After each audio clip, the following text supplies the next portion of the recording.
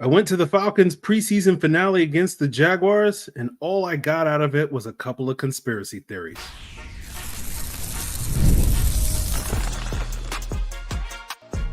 You are Locked On Falcons, your daily Atlanta Falcons podcast.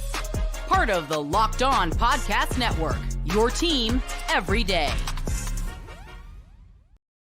Welcome back, everyone, to another illustrious episode of the Locked On Falcons podcast, your daily Atlanta Falcons podcast, part of Locked On Sports Atlanta, your team every day. And today's episode is brought to you by FanDuel.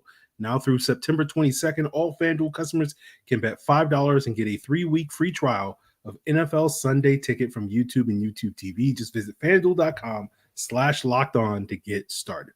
So, guys, if you don't know me, I'm your very humble host, Aaron Freeman, a.k.a. Mr. Drew, a.k.a. Sirius Black, a.k.a. Mr. a.k.a. And I've been covering the Atlanta Falcons for a very long time, since like 06, formerly at FalcFans.com, RIP, still going strong on this illustrious podcast. And I thank each and every one of you that goes strong with me as everydayers, which means you make this podcast your first listen or first watch each and every day. And to become an everyday, all you got to do is subscribe or follow for free on YouTube or wherever you listen to podcasts. So today we are talking about the Falcons 31-0 beatdown by the Jacksonville Jaguars. Is it the end of the road for Taylor Heinicke and DeAngelo Malone, who helped themselves in this game? That will be all the topics that we explore. But yeah, the Jaguars played their starters in this game. The Falcons did not. 41 Falcon players did not play in this game. Of those 41, I pretty much would say 40 of them were pretty much roster locks. The one player that is one questionable is Dane Cruikshank, and he was out with an ankle injury like he missed the Ravens game last week. We knew the Falcons would sit their guys. We found out on Friday afternoon that the Jaguars would not sit their guys. You know, this has led to a lot of conspiracy theories on why the Falcons haven't played Michael Penix. We talked about it on the podcast, right?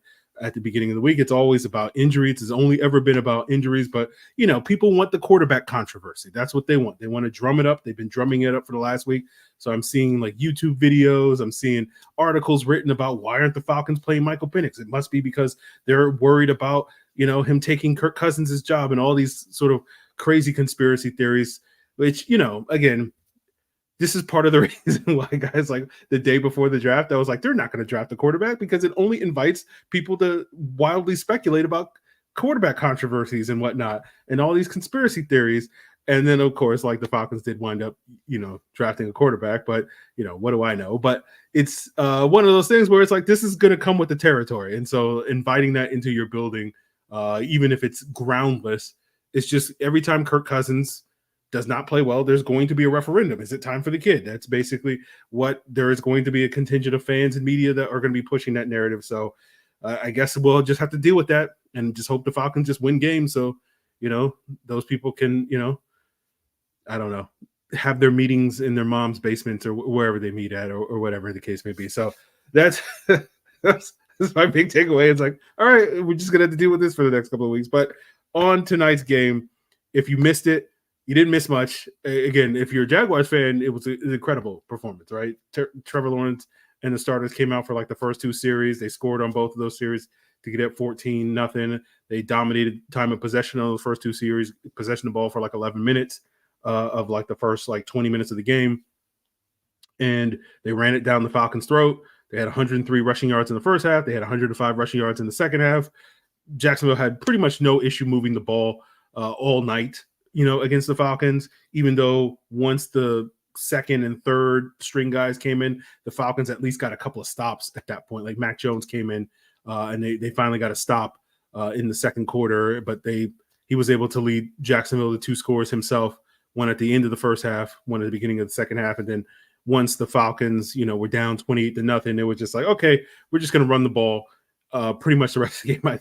I don't know. I think John Paddock threw 3 passes and he played like, I don't know, like 5 possessions or whatever. So like clearly the Falcons were like, let's just get out of here. And, you know, I think everybody on the planet felt that like, you know, everybody in the bins, everybody watching the game at home was just like, yeah, let's just get out of here. And let's move on to Pittsburgh. Right.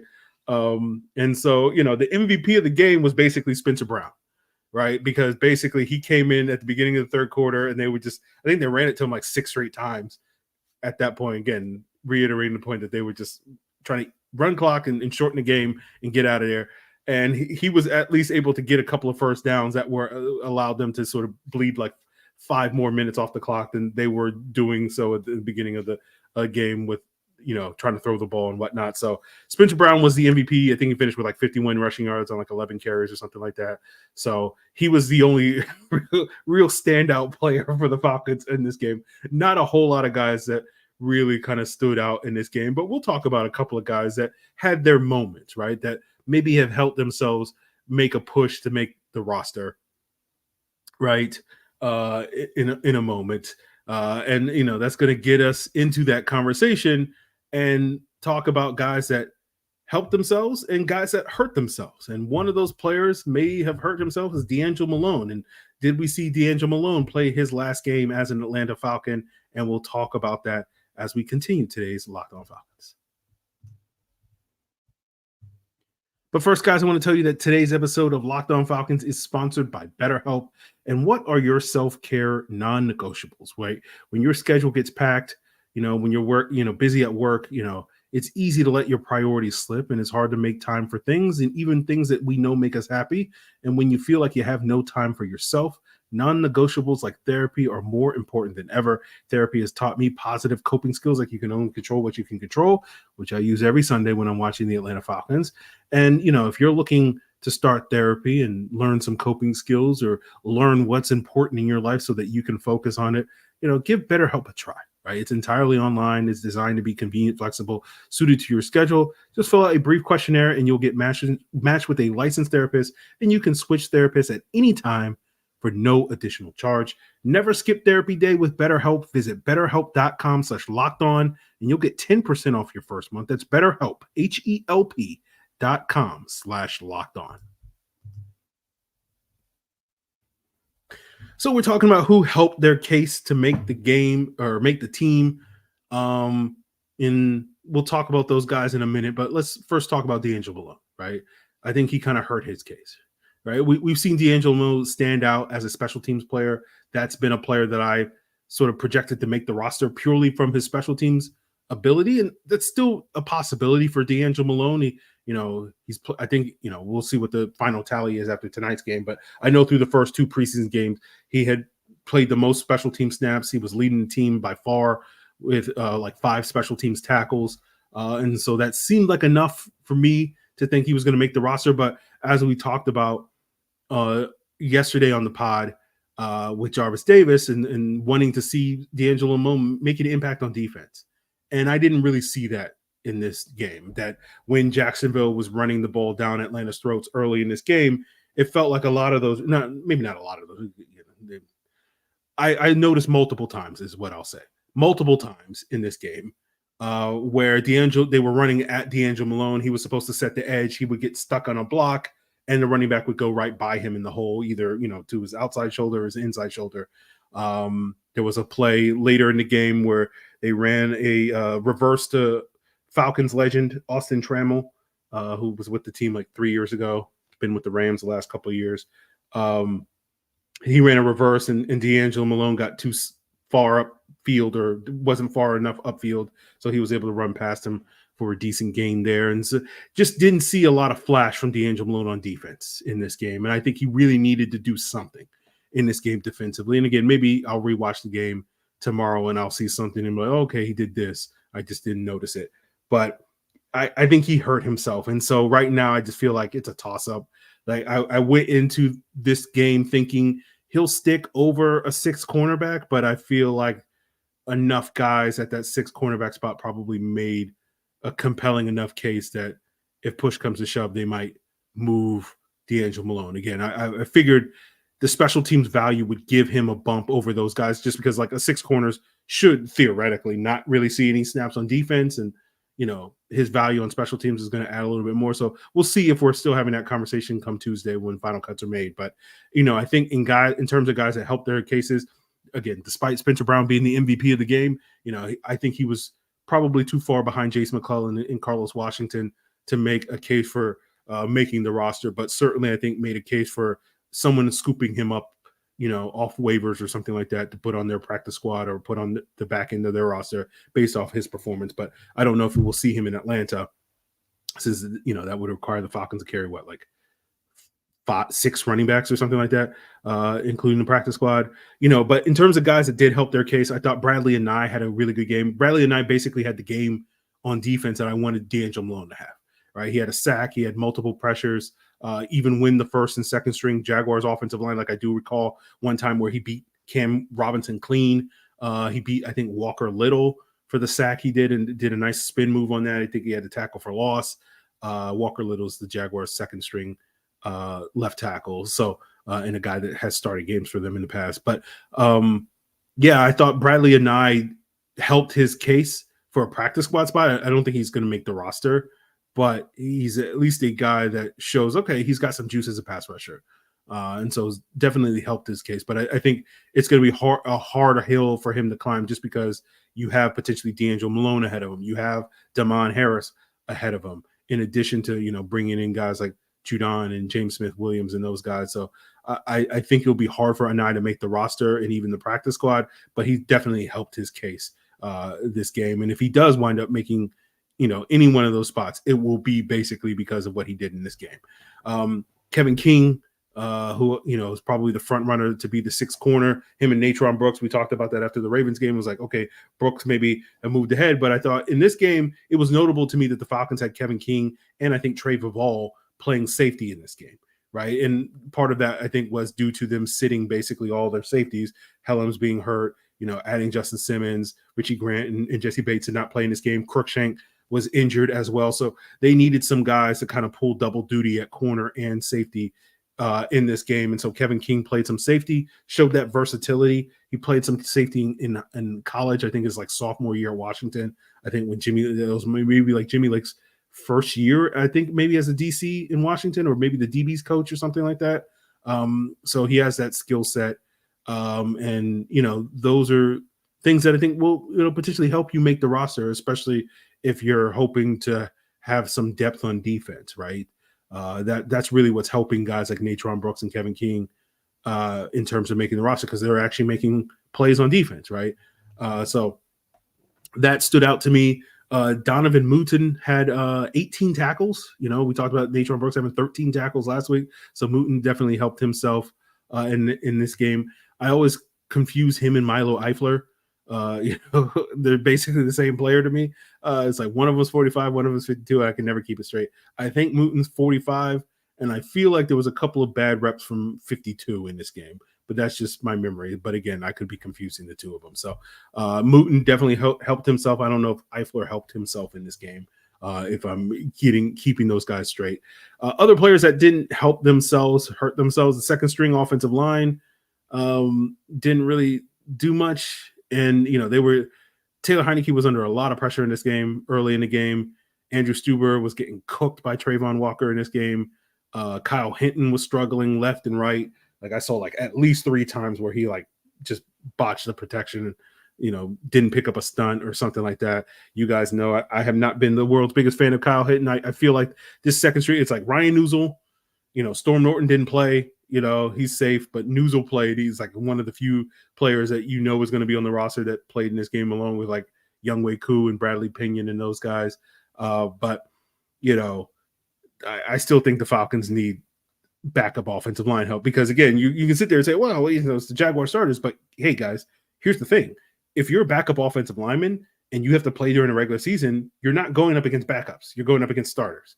So if you can't hold your own against the Jaguar starters, that probably means that you shouldn't be a backup offensive lineman for the Atlanta Falcons, because as we've discussed many times in the past, last summer, this past offseason, there's a high probability that at least one of your starting 5 is going to miss a game or two.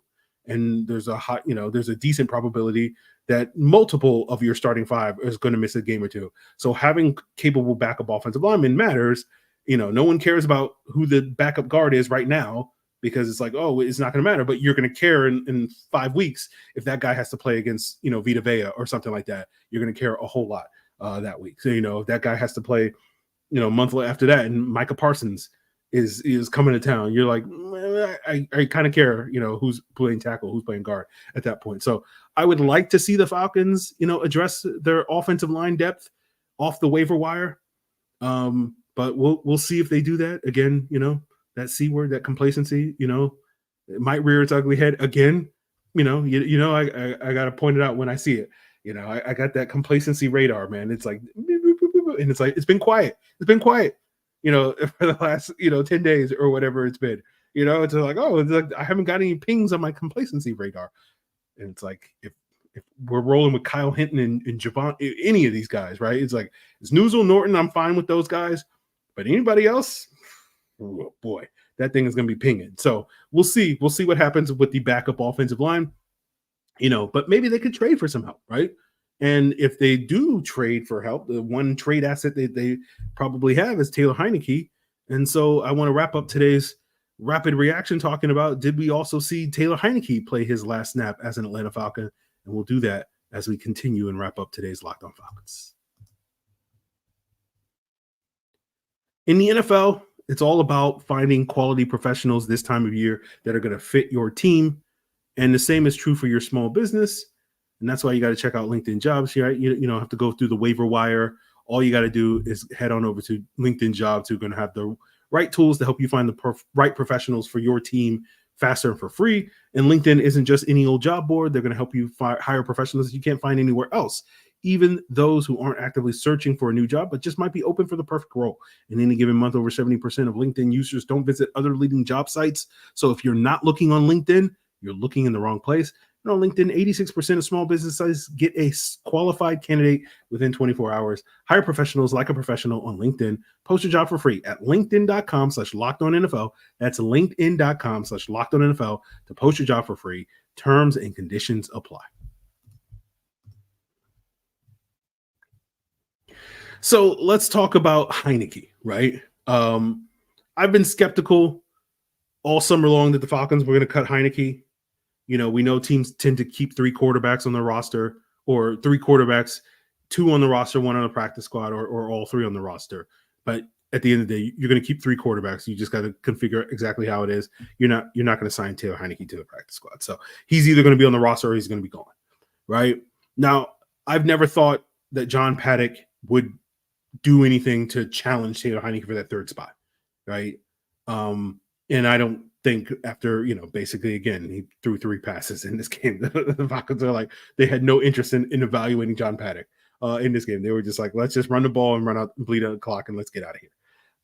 But, I basically, after 3 games, after these 3 preseason games, I don't feel like Paddock did anything to usurp or challenge Taylor Heinicke for that 3rd spot. Now, we talked about it earlier this summer when the Falcons did cut John Paddock and brought in Nathan Rourke. We were like, okay, Nathan Rourke might be good enough to give Taylor Heinicke a run for his money just from his success in the CFL. He's had a little bit of success in the preseason with the Jaguars, I think, a couple of years ago. And so, we thought, hey, there's a chance. Now Heinicke has to be worried about it. And then Rourke got cut after the Dolphins game, and it was just like, okay, well, I guess they've just decided to keep Heinicke. But then you hear comments from Raheem after the game of being like, the toughest room to make roster decisions is going to be quarterback and D-line. And it's like, again, maybe I'm misreading the situation. Maybe that this team absolutely loves John Paddock, but I'm just like, is it going to be tough to cut John Paddock? And we know you're not cutting Kirk Cousins or Michael Penix, despite all the conspiracy theories. So like that reference is clearly a Taylor Heinicke reference is basically what we're going to read into it. So while I would still sit here and guess that Taylor Heinicke makes a team, now his being cut is less of a shock to me, right? Again, it would still be a little surprising because it's like, okay, what's the plan, right?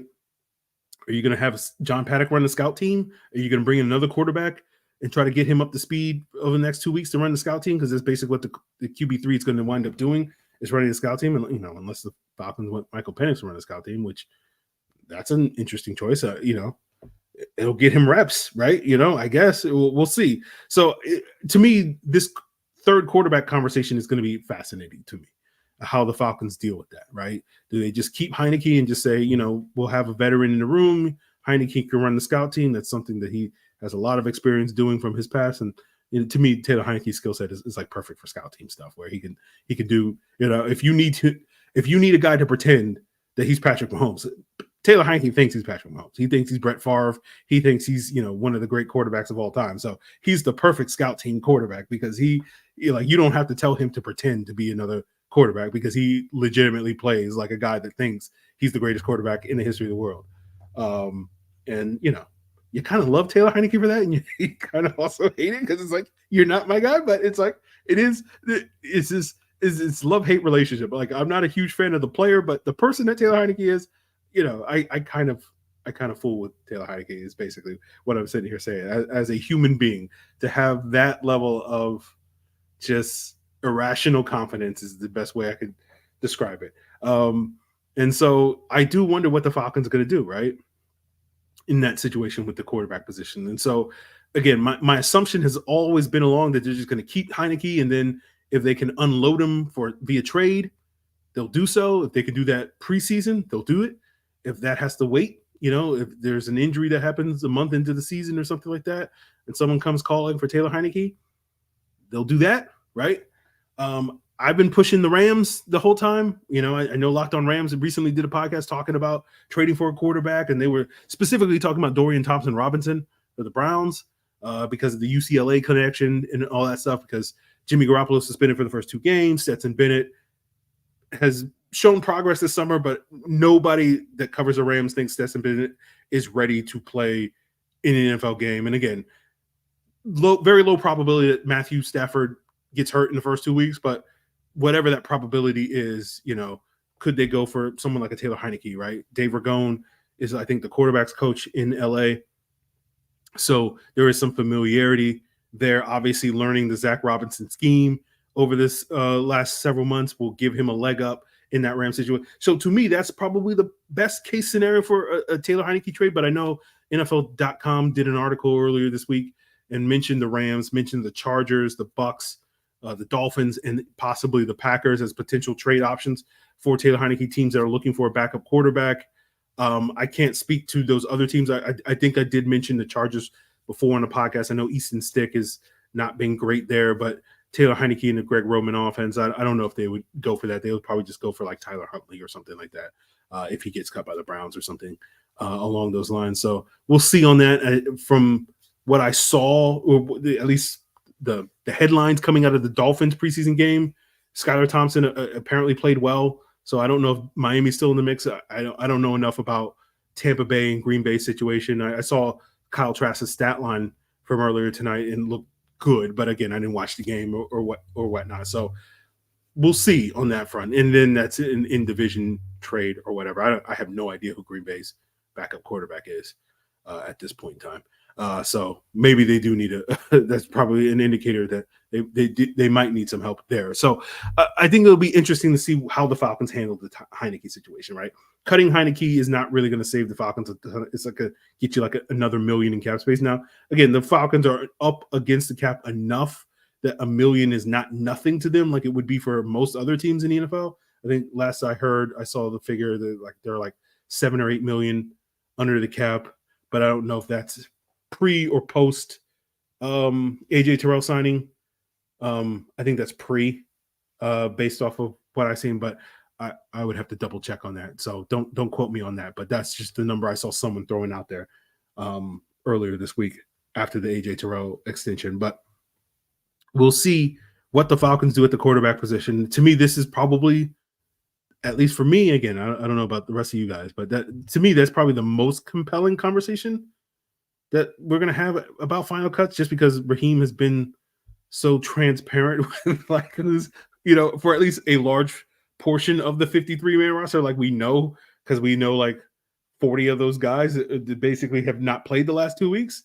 Like that's 40. And then it's like 3 we know are like the kicker, the punter, and the long snapper. So now you're down to like 10 spots. And then like Ryan Newsom's one of those, JD Bertrand's one of those, Brandon Dorless, Aruka Roro is one of those. And so like, now we're at like 40, 47, 48. So it's like, it's really like 5 or 6 spots that are really up for grabs. And then like, again, probably a lot of those are going to, Jace McClellan and, guys like that. And so it's really like those last 3 or 4 spots. And then to me, it's really just like, do they keep 6 wide receivers, which probably seems likely. And Chris Blair is probably that last guy. Do they keep 6 corner?